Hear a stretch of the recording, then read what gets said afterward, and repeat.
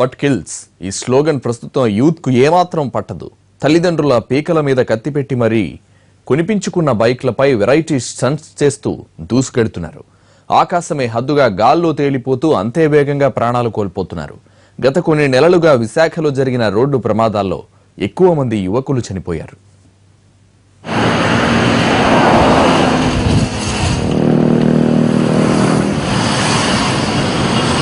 Yamaha FZR, Duke, KTM 200cc, Pulsar 200cc, Yamaha R15, Pulsar 200NS, Yamaha Fazer, Karizma ఇవి ఇప్పుడు youth ను attract చేస్తున్న speed bikes. మార్కెట్లో ఈ స్పోర్ట్స్ బైకులకు యమా క్రేజ్.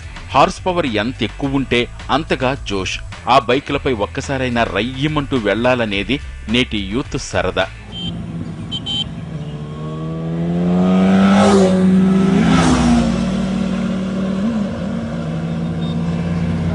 ఈ సరదే ఇప్పుడు వారి ప్రాణాలకు ముప్పు తెస్తోంది.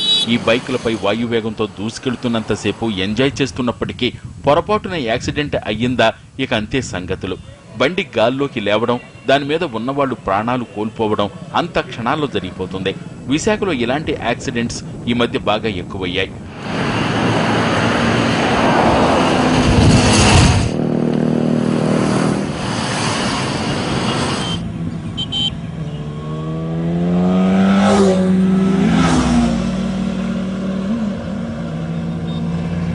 పట్టుమని 25 ఏళ్లు ఉండవు కానీ ఎవరి చేతులు చూసినా 200cc బైకులే. బండి ఎక్కగానే జామ్ జామ్ అంటూ దూసుకుపోవడమే వీళ్లకు తెలిసిందే. కొందరు కాలేజీ విద్యార్థులైతే బైకులపై విన్యాసాలు కూడా చేస్తున్నారు.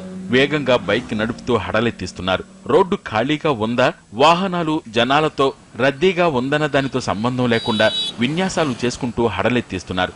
అయితే ఇలాంటి వారికి అడ్డుకట్ట వేస్తున్నామంటున్నారు పోలీసులు. నిజానికి వాళ్ళు కాలేజీకి వెళ్ళాలంటే బైక్ కావాలి, కానీ ఇంత కాస్ట్లీ బైక్ అన్నది అవసరం లేదు. కాలేజీకి వెళ్ళడానికి, స్కూల్కి వెళ్ళడానికి బైక్స్ కావాలి, కానీ అంత కాస్ట్లీ బైక్, రేస్ బైక్స్ అయితే అవసరం లేదు. మరి పేరెంట్స్ దగ్గర ప్రెజర్ బిల్డప్ చేసి వీళ్ళు తీసుకుంటున్నారు. పేరెంట్స్ ఎందుకు ఇచ్చారన్నది అర్థం కాదు. ఇప్పుడు పేరెంట్సే సమాధానం చెప్పాలి.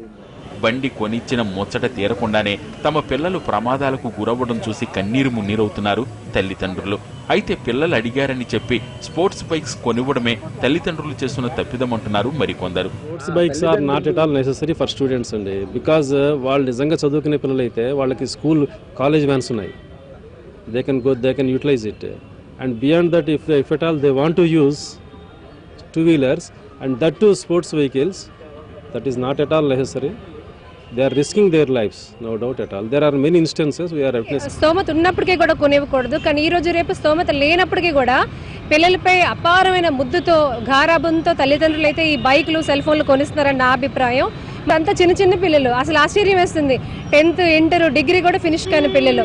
అసలు 18 సంవత్సరాలు దాటితే పిల్లలకు మంచి అవగాహన వస్తుంది అంటున్నారు. కానీ జస్ట్ ఫర్ స్టేటస్, లేకపోతే నా దగ్గర బైక్ ఉందా షో అప్ చేయడానికి తప్పించి ఈ బైక్ రేసులు కానీ పేరెంట్స్ పిల్లలకి కొనివ్వడం అనేది మాత్రం కరెక్ట్ కాదని నేను భావిస్తున్నాను.